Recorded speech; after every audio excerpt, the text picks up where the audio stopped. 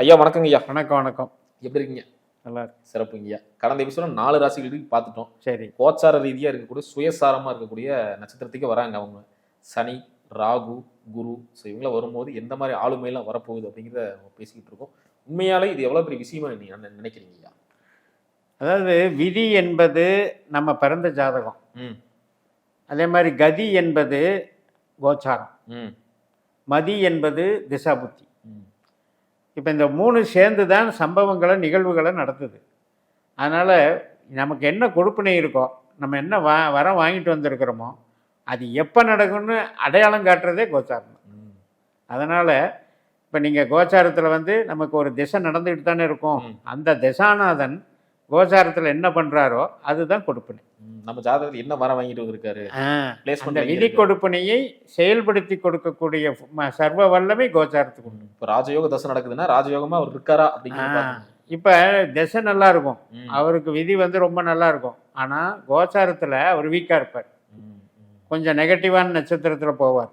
இப்போ உதாரணத்துக்கு இப்போ வந்து சனியோடைய நட்சத்திரம் உத்திரட்டாதி. இப்போ வந்து குரு நட்சத்திரத்தில் அவர் இருக்கிறாருன்னா பின்தங்கி இருக்கிறாருன்னு அர்த்தம். இப்போ நீங்கள் சொல்கிற 21ஆம் தேதியிலிருந்து தான் அவர் நட்சத்திரத்துக்கு அவர் வர்றாரு. இது வரைக்கும் அவர் வலிமை இழந்து பின்தங்கி இருக்கிறாருன்னு அர்த்தம். அப்போ இது எவ்வளவு பெரிய முக்கியமான விஷயம். நாம் பாட்டுக்கு திசை மட்டும் நடக்குது, இத்தனாம் இடத்துல இருக்குதுன்னு மட்டும் பலன் சொல்லி பிரயோஜனம் இல்லை. அவர் நல்ல வலிமையில் இருக்காரா, சொந்த நட்சத்திரத்தில் இருந்தால் ஒரு பலன், அவர் நட்சத்திரத்துக்கு பின்னாடி உள்ள நட்சத்திரத்தில் போனால் ஒரு பலன், அவர் நட்சத்திரத்துக்கு பின்னாடி நட்சத்திரத்தில் இருந்தால் வீக் பாயிண்ட். அந்த மாதிரி கிரக வலிமையை அடையாளம் காட்டுவது கோச்சாரம். கண்டிப்பாக நீங்கள் சொன்ன மாதிரி இப்போ என்ன சொந்த நட்சத்திரத்துக்கு வருது ஒரு வீரியம் பெறும் அப்படின்னு எடுத்துக்கலாமா? ஆமாம், அப்போ தான் அவருக்கு வந்து சொந்த வீடு மாதிரி, அது ஸ்டார்டிங் பாயிண்ட் மாதிரி, ஹோம் லேண்டு. சூப்பர். அங்கே இருந்து தான் அவர் ஆரம்பிப்பார். கண்டிப்பாக. அதுக்கு பின்னாலே எல்லாம் அவர் வீக்காக இருக்காருன்னு அர்த்தம். ஏன்னா சனியை பற்றி சொல்லிட்டோம். இப்போ ராகுங்கிறது சொந்த வீடே கிடையாது. பட் என்னன்னா சொந்த நட்சத்திரத்தில் வர்றது பெரிய விஷயம் தான். அவரே பிரம்மாண்டம். அந்த பிரம்மாண்டமே சுயபலம் பெறும்போது அசுரபலம் பெறுவார். இப்போ நம்ம பேசுறது எல்லாமே அசுர கிரகங்கள்னு பேர். பாரம்பரிய ஜோதிட பிரகாரம் அசுர கிரகம். ஆனால் ஒவ்வொரு தனி மனிதன் ஜாதகத்துக்கு ஒரு சிலருக்கு இந்த கிரகங்களெல்லாம் யோகத்தையும் தரக்கூடும். அதை நாம் மனசில் வச்சுக்கணும். எல்லாமே பயந்துக்கிட்டு கூடாது. சனியும் பற்றி பேசுகிறாங்க, ராகு கேது பற்றி பேசுகிறாங்க, என்ன பிரச்சனை இருக்க போகுதுன்னு நினைக்கக்கூடாது. ஏன்னா பிரம்மாண்டமாக அள்ளி கொடுக்கக்கூடிய ராகுவாகவும் ஒரு சிலருக்கு கொடுப்பார். அதாவது ஒரு வாய்ப்புகள் கிடைக்கிறது இந்த நேரத்தில் கிடைக்கிறது. அதாவது கோச்சாரத்தில் வலிமை இருந்தால் இவ்வளவு நேரம் திசை வந்துருச்சு ஆனால் எனக்கு நல்லது நடக்கலை அப்படின்னு நினைக்கிறவனுக்கு கூட இப்போ வந்து அந்த அந்த புள்ளி ஸ்டார்டிங் பாயிண்ட் வந்த உடனே நல்லது பண்ண ஆரம்பிச்சு. 21ஆம் தேதியிலேருந்து அதுவும் ராகுவெல்லாம் கால் வச்ச உடனே பிரம்மாண்டமாக ஸ்டார்ட் பண்ணிடுவார். ஒரு யோகத்தை கொடுக்கணும்னா அந்த மறுநாளே திருப்பு முனை கிடைச்சிடும். நாளைக்கு ராகு திசை ஆரம்பிக்குதுன்னா கரெக்டாக நாளைக்கு இன்னைக்கு சம்பவம் வேறு, நாளைக்கு சம்பவம் வேறு, அப்படியே திருப்பி விட்டுரும். இந்த வீடியோ நம்ம நேயர்கள் பார்த்துட்டு இருக்கும்போது கரெக்டாக இந்த ஆரம்பிச்சிருக்குன்னு நினைக்கிறேங்க. கரெக்ட். சிறப்புங்க. அதே மாதிரி குருவும் வராருங்க. குரு வந்தாலே நற்பலங்கள் எதிர்பார்ப்பாங்க, சுபகாரியங்களான விஷயங்கள், குழந்தை பேர். இந்த நமக்கு நல்லவராக இருந்தால் நற்பலன். கண்டிப்பாக. குருவே கெட்டகராக ஜாதங்களுக்கு என்ன பண்ண முடியும்? இப்போ பூரட்டாதி நட்சத்திரம் எங்கே இருக்குது? கும்பராசியில் இருக்குது. இப்போ மீன லக்னக்காரங்களுக்கு குரு தான் சொந்த வீட்டுக்காரர், லக்னாதிபதி. ஆனால் அந்த குரு வந்து 12ல் உட்காரும்போது, 12ஆம் இடத்துல குருனுடைய நட்சத்திரத்தில் உட்காரும்போது அது வந்து லக்னத்தின் பலனை செய்ய முடியாமல் தவிக்கும். இப்போ அந்த அவஸ்தை தான் குருவுக்கு இருக்குது. அதையும் நாம் புரிஞ்சுக்கணும்.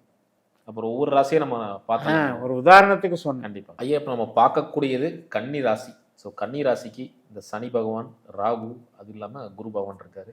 ஸோ இவங்களோட பிளேஸ்மெண்ட்டில் எப்படி அசியமாக இருக்குது அதை பற்றி பேசலாம் ஐயா. அதுக்கு முன்னாடி சனி பகவான் அவர் சொந்த நட்சத்திரமான உத்திரட்டாதிக்கே வராரு. ஸோ வரும்போது எந்த வித பலன்கள் இருக்குங்க ஐயா? 7ல் இருக்கிற சனி 6ஆக வேலை செய்ய போகுது. அதுதான் வித்தியாசம். 6ல் இருக்கிற ராகு 5ஆக வேலை செய்ய போகுது. ஆனால் வந்து 6ல் சனி இருந்தால் நல்லதும்பாங்க, அது எப்படிங்கிறது? நல்லது தான்.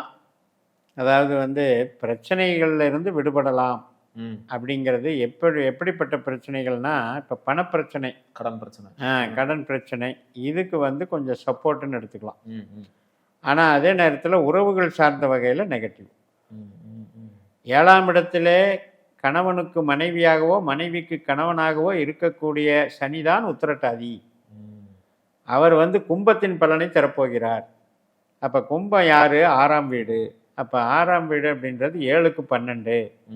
அதனால் பிரிவினை உண்டாக்கிரும். இந்த டைமில் சண்டையை அதிகப்படுத்திட்டிங்கன்னா கணவன் மனைவி பிரியறதுக்கு வாய்ப்பு அதிகமாக போயிடும். அது வந்து அவங்கவுங்க ஜாதகத்தில் தசாபுத்தியில் சனி நடக்கிறவங்களுக்கு பெர்ஃபெக்டாக நடந்துடும். அதை கொஞ்சம் பார்த்துக்கணும். அப்புறம் ஒரு வேளை அவங்க கொடுப்பினை நல்லா இருக்குது அப்படின்னா அந்த பீரியட் முடிஞ்சு, இப்போ நம்ம 108 நாள் போட்டிருக்கோம், ஆமாம், அந்த பீரியட் முடிஞ்சு வேணால் அடுத்தது வந்து அந்த டைம் நல்லா இருந்தது அப்படின்னா அவங்களுக்கு வந்துடுவாங்க. மெயின் திசாபுத்தி மெயினாக பார்க்கணும். பட் அதில் வந்து வேலைக்கு வந்து நல்லாயிருக்கு. அதாவது ஒர்க் ஷாப் வேலை, அதிகமான ஒரு சுகாதாரத்துறையில் இருக்கிறது, ரயில்வேல வேலை பார்க்குறது, இண்டஸ்ட்ரியில் வேலை பார்க்குறது, எல்லாருக்குமே சனி பொறுத்த வரைக்கும் ஈவன் விவசாயத்துக்கு கால்நடை வளர்ப்பு கூட சுபமாக இருக்கும். அதாவது பொருளாதாரம் பொருள் சார்ந்த விஷயத்துக்கு நல்லா இருக்கு. அதாவது எப்படி இருந்தாலும் ஒரு வேலை இல்லாதவனுக்கு வேலை கிடைச்சிடும். அப்போ அகம் சார்ந்த விஷயத்தில் மட்டும் ரொம்ப கேர்ஃபுல்லாக இருக்கணும். இல்லைங்க எனக்கு கணவன் மனைவி ஜாதகப்படி நமக்கு நல்லா இருக்கு அப்படின்னா என்ன ஆகும்னா டெம்பரரியாக ஏதாவது ஒரு இடத்துல போய் வேலை பார்க்குற மாதிரி வரும், பிரிஞ்சு வீட்டை விட்டு. அது மாதிரி ஒரு டெம்பரரியாக தற்காலிக பிரிவாக இருக்கும். அது வந்து உடனே நாம் வந்து டைவர்ஷன் எடுத்துக்கூடாது. கண்டிப்பாக அது அவங்கவுங்க ஜாதத்துக்கு தகுந்த மாதிரி அது மாறும். ஒரு சிலருக்கு ஆரோக்கியம் பாதிக்கப்படலாம். 6ஆம் இடம் இல்லையா? ஆமாம், ஆரோக்கியம் பாதிக்கப்படலாம். அதில் பார்த்துக்கணும். மெயினாக சனியை பொறுத்த வரைக்கும் உத்திரட்டாதி அப்படின்னு வரும்போது கழிவு ஒரு உறுப்புகள் இருக்கு இல்லையா உடம்புல, கழிவு உறுப்புகள். ஏன்னா மீனம் அந்த கழிவு உறுப்புகள் சம்மந்தப்பட்டது. இந்த கால் கண்டக்கால் வலி, முழங்கால்லேருந்து பாதம் வரைக்கும் கண்டக்கால் வலிகள் ஏஜ்டு பீப்புள்ஸுக்கும் இது சாதகமாக நடக்கும். ஸோ நோயை இன்க்ரீஸ் பண்ணும். அதே நேரத்தில் கடனும் கிடைக்காதவங்களுக்கு கடனும் கிடைக்கும், வேலை கிடைக்காதவங்களுக்கு வேலை கிடைக்கும், தொழில் தொய்வாக இருந்தவங்களுக்கு கூட ரெடியாகும். ஒரு சிலருக்கு பார்ட்னர் பிரியறதுக்கு கூட டைமு நல்லா இருக்கு. ஏன்னா 7 6ஓட தொடர்பு கொள்றதுனால வீட்டில் வந்து டைவர்ஸ் ஆகாது, நல்லா இருக்கும். ஆனால் பார்ட்னரை பிரித்து விடுச்சு. அப்போ இது சமயோசிதமாக அந்தந்த கர்மாவுக்கு தகுந்த மாதிரி தான் வேலை செய்யும். நாம் வந்து டைவர்ஷன் நினச்சிட்டு இருப்போம், ஆனால் பார்த்தா பார்ட்னர் கட் ஆகிடுவார், ஒரு நட்பு கூட கட் ஆகலாம். 7ஆம் இடம். ஐயா இப்போ என்னன்னா அந்த கண்டக சனி அதுக்கு தான் பயந்துட்டு இருக்கிறாங்க. நீங்கள் சொன்ன மாதிரி 7ஆம் இடத்துல சனி உத்திரட்டாதிலேயே வராரு. ஸோ தாக்கம் எதாவது கம்மியாகும்? அதாவது திருஷ்டின்னு சொல்லுவான் சனியை பொறுத்த வரைக்கும். நம்ம வந்து கன்னியை பொறுத்த வரைக்கும் 3 7 11ங்கிறது நல்ல ஸ்தானம். அதனால் அவர் கெட்டவராகவே எடுக்க வேண்டியதில்லை. 2வது நம்ம லக்னத்துக்கோ ராசிக்கோ 5ஆம் அதிபதி, பூர்வ புண்ணிய ஸ்தான அதிபதியும் அவர் தான். ஸோ அதனால் ஹெல்த் வைஸில் மட்டும் கெட்டவராக நினச்சிக்கோங்க, கடனை இன்க்ரீஸ் பண்ணுறதில் கெட்டவராக நினச்சிக்கோங்க. இந்த 2 பாயிண்ட்டை தவிர மற்றதெல்லாம் கண்டகச்சனிங்கிறது பயப்பட வேண்டியதில்லை. இந்த 2 பாயிண்ட்டுக்கு இதாக இருக்குது. இன்னொரு விஷயம் என்னென்னா திருஷ்டின்னு சொல்கிறது. இப்போ கண்ணு பட்டுற போகுதுன்னு நம்ம முன்னோர்கள் சொல்லுவாங்க இல்லையா, அது காரணம் என்ன அப்படின்னா இந்த சனி பாவகிரகம் அந்த லக்னத்தையோ ராசியோ பார்க்கும்போது, இப்போ குரு பார்த்தா கோடி புண்ணியங்கிறோம், அது மாதிரி சனி பார்க்கும்போது சனியினுடைய பார்வையில் வந்து சர்வநாசம். 7ஆம் இடம் என்பது கஸ்டமர் அல்லது சமூகம். அந்த சமூகம் நம்மளை அந்த மாதிரி பார்க்குது. அதனால் திருஷ்டி, அதனால் திருஷ்டி சுற்றி போடுறாங்கல்ல, இதுக்கு வந்து இந்த சனி. இப்போ இந்த மாதிரி இருக்கும்போது என்ன பண்ணணும்னா கொஞ்சம் ஆடக்கூடாது, அதாவது கொஞ்சம் பந்தா பண்ணக்கூடாது, கொஞ்சம் அடக்கமாக இருந்துக்கணும். இப்போ வந்து ட்ரெண்டிங் எல்லாம் நவீனமாக போயிட்டுருக்கோம். கார் உபயோகப்படுத்துறது, ட்ரெஸ்ஸு மெட்டீரியல் போடுறது, ஆபரணங்கள் அணியிறது, பகட்டு, அந்த நவீனத்தை போடாமல் ட்ரெடிஷ்னலாக போய்க்கணும். இந்த மாதிரி சமயத்தில் சனியினுடைய சமயத்தில் பவ்யமாக இருந்துக்கணும். அப்போ தான் நமக்கு வந்து சனியினுடைய ஒரு அந்த மோசமான பார்வையிலிருந்து தப்பிக்கலாம். இல்லைன்னா தலையிலேயே கொட்டுவார். அந்த மாதிரி நிகழ்வு. ஆமாம், எனக்கு நமக்கு தெரிஞ்சு நானே சில பேருக்கு அட்வைஸ் சொல்கிறது உண்டு. ரொம்ப வெல் ஆஃபாக இருப்பாங்க, அவங்களுடைய நடை உடை பாவனைகள் சென்ட்டு போட்டுக்கிட்டு ரொம்ப அவங்களுடைய தோற்றமெல்லாம் ரொம்ப பிரமாதமாக இருக்கும். நான் இப்போ அட்வைஸ் பண்ணுறது உண்டு, கொஞ்சம் எளிமையாக இருங்க, கொஞ்சம் சுமாரான ஷர்ட்டு போடுங்க. அதுக்காக கிழிஞ்ச ஷர்ட்டு போட சொல்ல மாட்டேன், கொஞ்சம் வந்து ட்ரெடிஷ்னலாக சுமாரான ஒரு மங்களம் பண்ணிக்கோங்க. பளிச்சிடும் வெண்மை வேண்டாம். கொஞ்சம் பரிதாபத்துக்குரியவராக காட்டிக்கிட்டா சனியினுடைய பார்வையிலிருந்து தப்பிக்கலாம். தனித்துவமா இல்லாம 10-11 இருக்கு. அவ்வளோதான். சிறப்புங்க. ஐயா அடுத்து பார்த்தீங்கன்னா ராகுவும் சுயசாரமா சதயத்தில் வராரு. ஸோ எந்த வித பலன்கள் தராரு? ராகு தான் பணம் கொடுக்குறவர் கன்னிக்கு, தொழில் கொடுக்குறவர், வேலை கொடுக்குறவர். இப்போ என்ன ஆகுதுன்னா இப்போ நல்லா தான் போயிட்டுருக்கு, வேலை போயிட்டுருக்கு. இப்போ என்ன ஆகுது அப்படின்னா அவருடைய சொந்த நட்சத்திரத்துக்கு வர்றதுனால மகரத்தின் பலனையும் சேர்த்து செய்வார். அதனால் சில பேருக்கு வேலை போகிறதுக்கு வாய்ப்பு இருக்கு. ஆல்ரெடி போன வருஷமே வேலை இல்லாமல் தான் இருக்கிறாங்க ஐயா. ஆமாம், அது திசாபுத்தியை பொறுத்து. இப்போ நம்ம வந்து ராகு திசையே நடந்தால் மட்டும்தான் நான் சொல்கிற பலன் பலிக்கும். எல்லாரும் எடுத்துக்க வேண்டியதில்லை. கடந்த காலம் ஃபுல்லாகவே வேலையில் பிரச்சனைகள் தான் அதிக கமெண்டே வந்திருக்கு. எப்போ நம்மளுக்கான வேலை கிடைக்கும் அப்படின்னு கேட்டுருக்காங்க. அதுக்கு காரணம் வந்து இப்போ குரு வேறு 10ல் இருந்தார். 10லேயே தானே, மிதுனத்திலேயே தானே பகைப்பட்டு போயிட்டு இருந்தார். இப்போ குரு ராகு வேற காம்பினேஷனில் இருந்தாங்க. அது மாதிரியெல்லாம் ராகுவே குருவை போல் பலன் கொடுக்குறவர் தான். ஸோ அது மாதிரி இருக்கும்போது இப்போ இந்த 5ஆம் பாவங்கிறது வந்து நான் எதுக்கு சொல்ல வர்றேன்னா, சில பேருக்கு வந்து ஐடி லைனு, கமிஷன் வகை, ஸ்மார்ட் ஒர்க் பண்ணுறவங்களுக்கெல்லாம் சேஞ்ச் பண்ணி கொடுத்துரும். இன்டர்னல் சேஞ்சோ வெளியே கம்பெனி மாற்றியோ கொடுத்துரும். ஆனால் உற்பத்தியில் இருக்கவங்களுக்கு மட்டும் இந்த அப் டு ஜூன் மாதம் வரைக்கும் ரொம்ப ரொம்ப கேர்ஃபுல்லாக இருக்கணும். திடீர்னு உங்களுக்கு வேலை இல்லைங்க அப்படின்னு சொல்லிட்டாங்கன்னா இவங்க வந்து கொஞ்சம் ஐடியலாக இருக்க வேண்டி வந்துடும். அதுக்கு கொஞ்சம் ப்ரிப்பேர் ஆகிக்கணும். அதுதான் முக்கியம். சிறப்புங்க. அடுத்து பார்த்தீங்கன்னா குருவின் சுயசாரமாக புனர்பூசத்திலே வராரு. ஸோ இப்படி இருக்குங்க. 10 7ஆம் ஆறுது. அப்போ 10க்கு 10ன்னு சொல்லுவாங்க. இதைத்தான் ஜோதிடத்தில் பாவத் பாவம் அப்படின்பாங்க. 10க்கு 10. அப்போ என்ன ஆகும்னா இது வந்து ஒரு நியூட்ரல் கியர் போட்டுக்கிட்டே இருக்கும். ப்ரொமோஷன் கொடுக்கணும்னு சொல்லிகிட்டே இருப்பாங்க, ஆனால் இழுத்தடிச்சிட்டே இருப்பாங்க. அதே மாதிரி தனிப்பட்ட தொழிலில் நான் ஸ்தாபனம் அதை ஆரம்பித்தேன் இதை ஆரம்பித்தேன்ட்டு டெவலப் பண்ண பார்ப்பாங்க, ஆனால் ஒன்றும் தடைகளாக வந்துக்கிட்டு இருக்கும். அதே மாதிரி பார்ட்னர்ஸில் பார்த்தீங்கன்னா ஒரு ஈகோ இருந்துக்கிட்டே இருக்கும். ஸோ இதெல்லாம் என்னென்னா நியூட்ரல் கியர்னு ஏன் சொல்கிறேன்னா கெடுக்காது, ஆனால் வளரவும் கூடாது. அவனும் நல்லா இருக்க மாட்டான், நம்மளும் நல்லா இருக்க மாட்டோம், அந்த மாதிரி சொல்லுவாங்க. ஆனால் இது ஜூன் மாதம் வரைக்கும் தான். அதுக்கப்புறம் கடகத்துக்கு வர்றாரு இல்லையா, அப்போ சனி நட்சத்திரத்துக்கு வரும்பொழுது அங்கே சனியும் 7ல் வந்து உத்திரட்டாதியில் இருக்கும்போது குரு பூசத்துக்கு வரும்போது இந்த கனெக்டிவிட்டி வந்து ஒரு திருப்பு முனையும் உண்டாக்கிடும், ஒரு ஸ்பீடை கொண்டு வந்து விட்டுரும். அதில் ஒன்றும் பிரச்சனை இல்லை. ஆனால் குரு திசை நடக்கிறவங்களுக்கு மட்டும் நான் சொல்கிறேன் இந்த பலன் என்ன சொல்லுவோம் அப்படின்னா, பெருமை கிடையாது, பிரச்சனை கிடையாது, ஆனால் வளர்ச்சிக்கு வந்து தடை அப்படின்னு புரிஞ்சுக்கோங்க. நீங்கள் வந்து உறவு சார்ந்த விஷயத்தில் கவனமாக இருக்க சொன்னீங்க. அதாவது முக்கியமாக கணவன் மனைவிக்குள்ளார சொந்தக்காரங்ககிட்டே அப்படி தான் இருக்கணுமா? நிச்சயமாக. ஏன்னா இப்போ வந்து 7ஆம் இடம் குரு அப்படின்னு எடுத்துக்கிறோம் அப்படின்னா அதில் 4க்கு 4ஆம் இடம். 4ங்கிறது தான் உறவினர்கள். இப்போ இந்த 4ஆம் இடத்தையும் குரு பார்த்துட்ருக்காரு. அதே மாதிரி 7ஆம் இடத்துலையும் அவருடைய மீனத்தின் பலனையும் தரப்போகிறார். இப்போ இது என்ன ஆகும் அப்படின்னா அவங்களுக்கு வந்து நான் சொல்கிறத நீ கேளுப்பான்ற அந்த மனோபாவம் வந்துடும் உறவினர்களுக்கு. அப்போ நமக்கு என்ன ஆகும், ஏன் நம்மளை வந்து இப்படி நம்மளை அவமானப்படுத்துகிறாங்க, டீக்ரேட் பண்ணுறாங்கன்னு ஒரு சஞ்சலம் தோணும். எப்பவுமே குருவனுடைய இது வந்து கௌரவம் பாதிக்கப்படுறதுன்னு எடுத்துக்கணும்.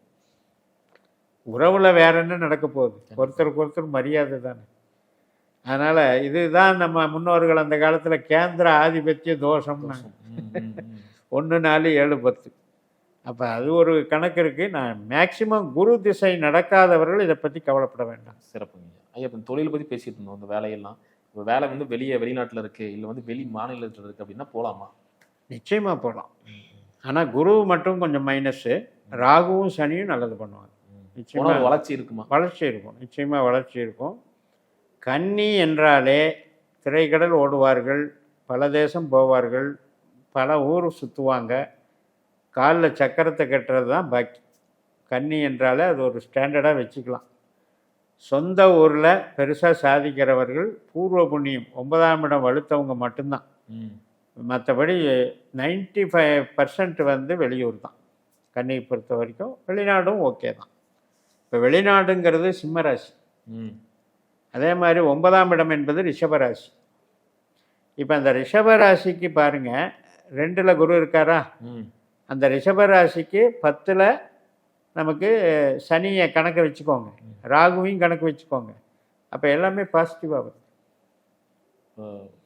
அந்த 9ஆம் இடத்துக்கு எந்த கிரகமுமே இடைஞ்சல் பண்ணல. ம் அதனால் டெவலப் பண்ணிக்க. இப்போ 12ஆம் வீட்டுக்கு சனி இடைஞ்சல் பண்ணணும், ம் ஆனால் பண்ண மாட்டார். ஏன்னா அவர் கும்பத்தின் பலனை தர்றாரு. ம் ம் ம். 6ஆம் வீட்டு விடுவாங்க. அதனால் பண்ண மாட்டார். சிறப்பு. ஐயா இப்போ இவங்க கன்னிராசிக்கு அதாவது அதிர்ஷ்டம் பொருளாதாரம் அதிர்ஷ்டமாக கொடுக்கக்கூடிய கிரகம் இல்லையா? அதாவது 2, 6, 10 ம். அப்படின்னு எடுக்கும்போது ராகு குரு தான் ம். இவங்களுக்கு யோக கிரகங்கள். அப்போ அந்த அவங்க ஜாதகத்தில் அவர்கள் கன்னி லக்னமாகட்டும் கன்னி ராசி ஆகட்டும் ராகு நல்லா இருக்கணும், குரு நல்லா இருக்கணும். 2, 6, 10 வலுவாக இருந்தாலும் நல்லாயிருக்கும். அது போக வந்து வேறு நல்ல கிரகங்கள் இந்த நட்சத்திரத்தில் இருந்து திசை நடத்தினாலும் நல்லாயிருக்கும். ம் ம் இப்போ வந்து ஒரு சுக்கிரன் இருக்கார், ம் சுவாதி நட்சத்திரத்தில் உட்காந்துட்டாரு, சுக்கிர திசை 20 வருஷமும் நல்லாயிருக்கும்.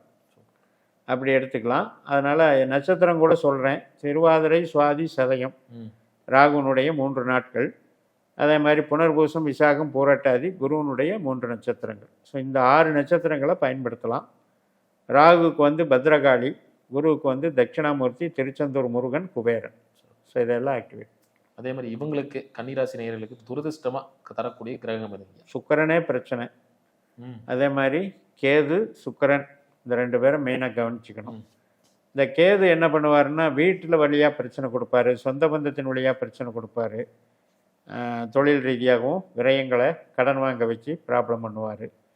அதே மாதிரி சுக்கிரன் என்ன பண்ணுவார்னா ஆடம்பரத்தில் செலவு விஷயத்தில் நம்மளை இழுத்து விட்டு வேடிக்கை பார்ப்பார். ம். அல்லது ஏதாவது ஒரு நண்பனுக்காகவோ அல்லது வந்து நண்பிக்காகவோ ம் 9ஆம் இடம் தன்னுடைய அதிபதி இல்லையா, ம் ம் அந்த மாதிரியோ வந்து நம்மளை சிக்கலில் மாட்ட விட்டு வேடிக்கை பார்ப்பார்.